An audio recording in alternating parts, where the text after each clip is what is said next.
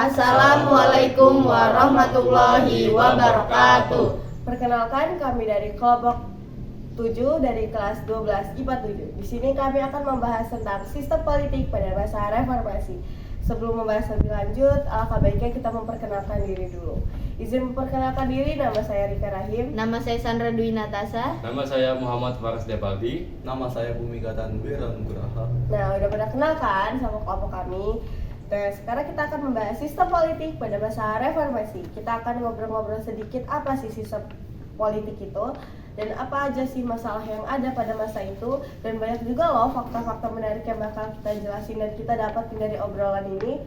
Tapi sebelum kita memulai masuk pada masa reformasi, saya pengen tanya dulu, kalian pada tahu nggak sih apa itu masa reformasi? Apa ya? Bisa tolong dijelasin nggak? Bisa kok Bum. Jadi masa reformasi adalah upaya dari pemerintah maupun individu untuk melakukan perubahan terhadap suatu badan atau lembaga yang berada di suatu lingkungan dengan melihat fenomena yang telah terjadi sebelumnya dan dirasakan tidak memberikan dampak secara signifikan terhadap perbaikan kesejahteraan anggota melalui sistem pemerintahan maupun pengorganisasian yang baik. Kalau boleh tahu, masa reformasi itu dimulai dari kapan sih? Setahu saya sih Bum, masa reformasi itu dimulai pada tahun 1998, tepatnya pada saat Presiden Soeharto mengundurkan diri pada 21 Mei 1998 dan digantikan oleh Wakil Presiden saat itu, yaitu B.J. Habibie. Periode ini didirikan oleh lingkungan sosial politik yang lebih terbuka. Oh iya, kan masa Orde Baru itu bisa diubah menjadi masa reformasi karena adanya penyelewengan dan perlakuan tidak adil pada era Orde Baru. Nah, kalian ada yang tahu nggak sih ketidakadilan tersebut terjadi di bidang apa aja? Ketidakadilan tersebut terjadi di berbagai bidang, yaitu ada 3. Yang pertama itu ada politik, yang kedua itu ada hukum, dan yang ketiga itu ekonomi, di mana semua bidang terjadi korupsi, kolusi, dan nepotisme. Sehingga pemerintah masa Orde Baru dinilai tidak sesuai dengan Pancasila dan Undang-Undang Dasar 1945 secara murni dan konsekuen.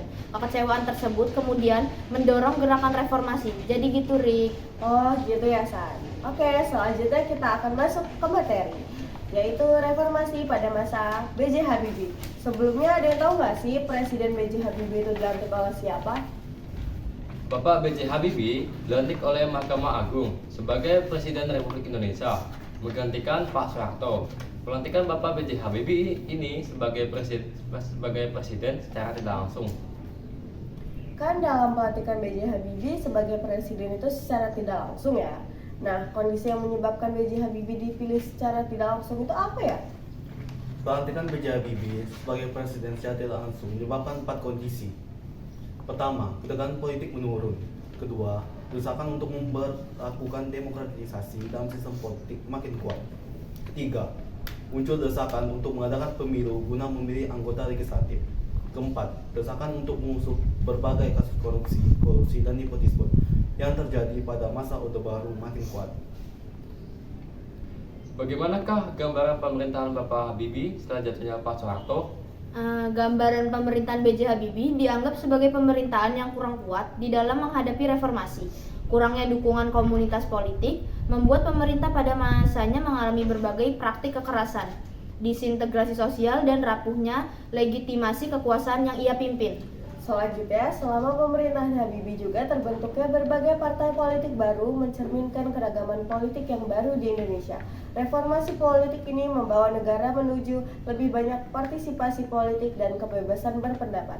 Dan pada saat reformasi politik, B.J. Habibie juga mengambil langkah-langkah reformasi politik seperti menghapusnya konsep dui fungsi ABRI, Angkatan Bersenjata Republik Indonesia, yang memungkinkan keterlibatan militer dalam politik. Ada yang tahu nggak sih B.J. Habibie itu berakhir pada masa reformasi atau bukan? Bapak B.J. Habibie itu tidak berakhir pada masa reformasi loh.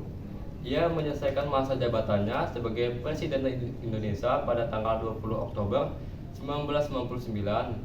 Kepresidennya berlangsung selama kurang lebih 17 bulan, dari Mei 1998 hingga Oktober 1999. Berakhirnya kepemimpinan Bapak Habibie tidak terkait dengan peristiwa khusus selama masa reformasi, melainkan sebagai bagian dari proses transisi menuju era demokrasi pasca Orde Baru di Indonesia. Bapak Habibie sendiri memainkan peran penting dalam menginisiasi reformasi politik dan demokratisasi selama masa pemerintahan. Wah, gitu ya. Oke, setelah berakhirnya Presiden B.J. Habibie, kita akan membahas tentang reformasi pada masa Presiden Abdurrahman Wahid atau Gus Dur. Sebelumnya, dari kalian apakah pemilu di Indonesia pertama kali dilaksanakan pada pemilihan Presiden Abdurrahman Wahid? Iya, Gus Dur merupakan presiden pertama di era demokrasi Indonesia melalui proses pemilihan umum tahun 1999 yang mengusung asas langsung umum bebas, rahasia, jujur, dan adil. Untuk pada masa pemerintahan Presiden Bapak Gus Dur adalah salah satu kebijakan politik yang menuai kontroversi dan di mana ada penolakan dari Menteri Kehakiman Yusril Izzah Mahendra, yaitu wacana akannya dicabutnya ketetapan MPR tentang pelarangan Partai Komunis yang tertuang dalam Tab MPR nomor 25 tahun 1966. Reformasi yang dilakukan pemerintah pada masa pemerintahan Abdurrahman Wahid ini bertujuan untuk melakukan rekonsiliasi.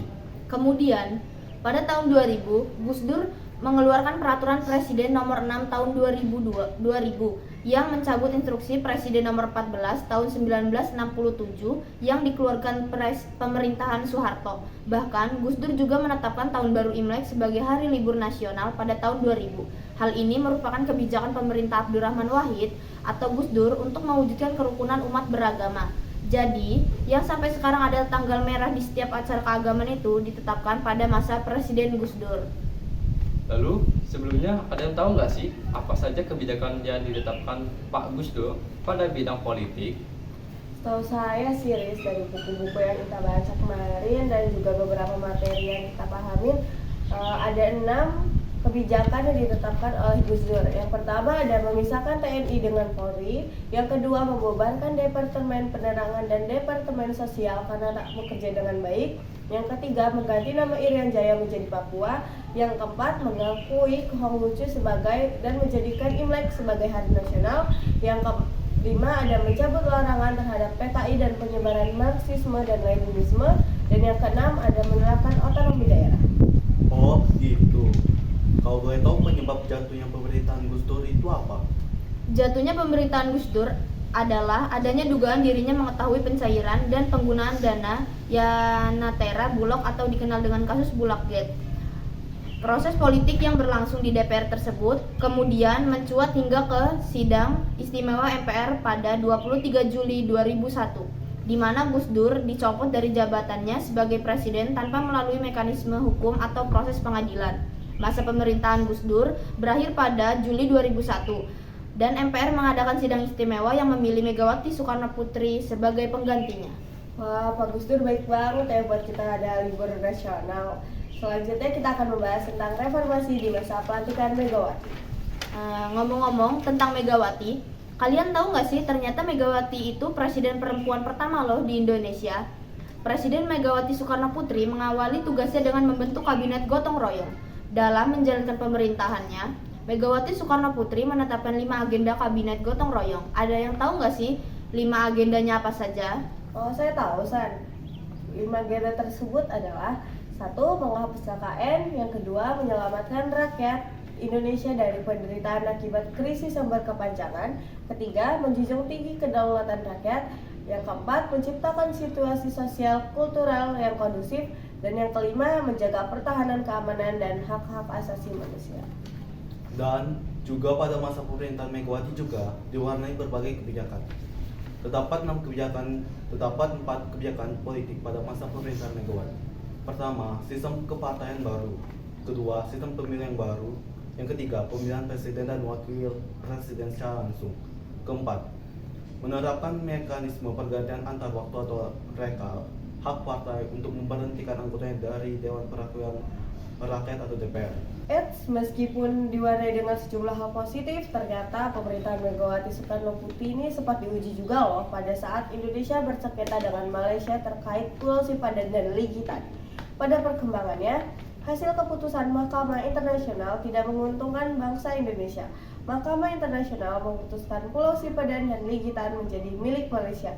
Selain itu, pada masa pemerintahannya muncul juga sejumlah aksi terorisme seperti bom Bali pada tahun 2002. Lalu, bagaimana akhir dari masa pemerintahan Bu Megawati? Akhir masa pemerintahan Megawati Soekarno Putri ditandai dengan pelaksanaan pemilu 2004. Dalam pemilu tersebut, Megawati yang mencalonkan diri sebagai presiden kalah dari SBY.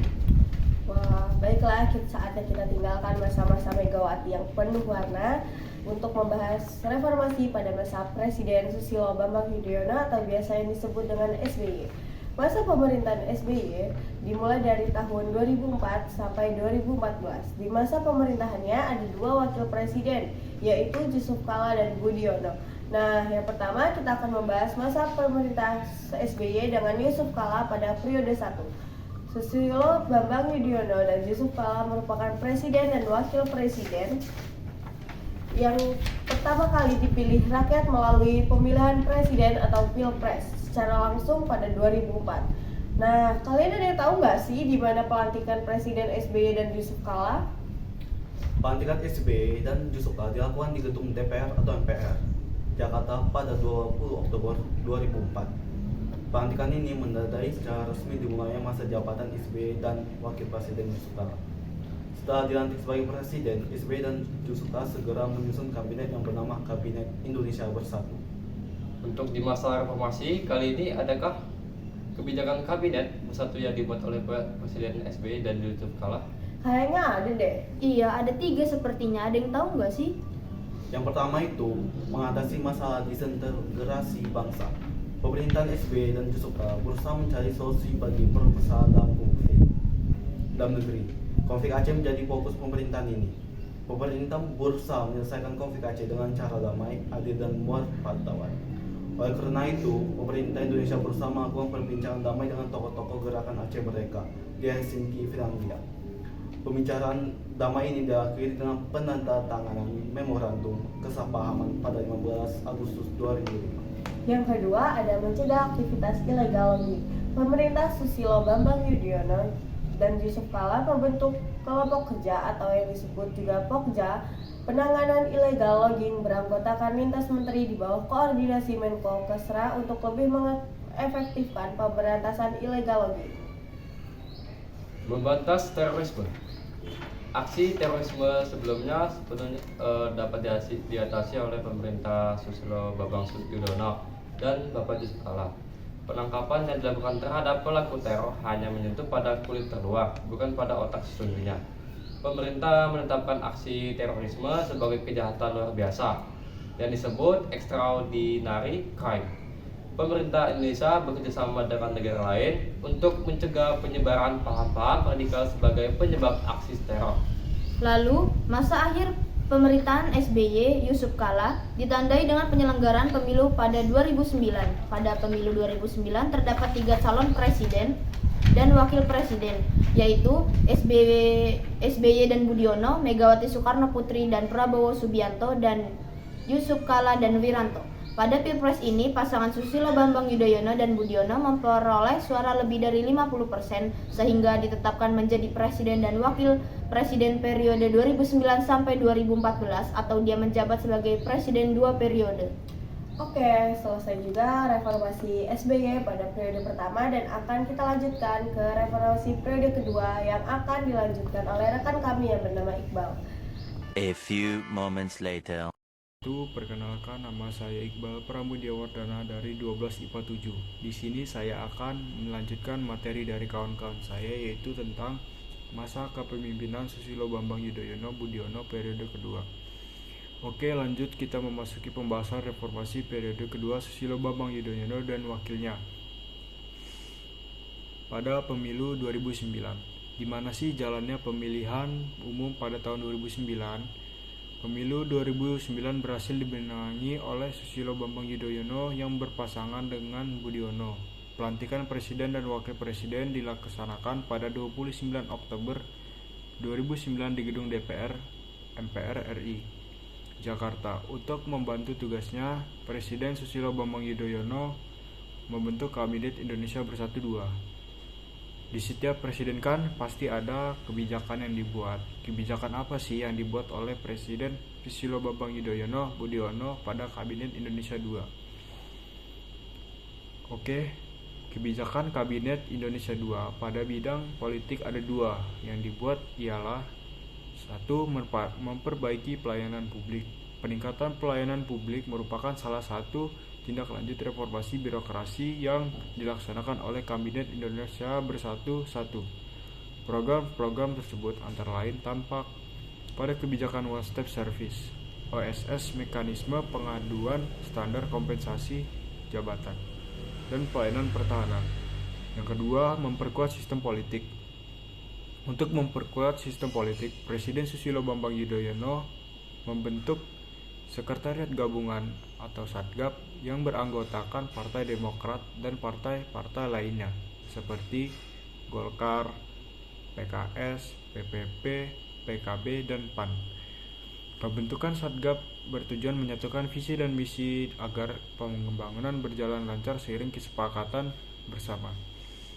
Kemudian, pemerintahan Susilo Bambang Yudhoyono berakhir secara resmi masa jabatannya pada 20 Oktober 2014. Masa akhir pemerintahan Susilo Bambang Yudhoyono Budiono ditandai dengan penyelenggaraan pemilihan presiden dan wakil presiden secara demokratis pada 9 Juli 2014. Pemilihan presiden dan wakil presiden 2014 dimenangi oleh pasangan Joko Widodo dan Yusuf Kala pada 2014 dengan perolehan suara 53,15%. Nah, Oke, kayaknya udah cukup deh pembahasan kita pada hari ini. Semoga materi yang kita bahas bermanfaat untuk menambah pengetahuan kita. Sekian, sampai jumpa di obrolan santai selanjutnya. Terima kasih bagi yang sudah menonton. Kami akhiri. wassalamualaikum warahmatullahi wabarakatuh.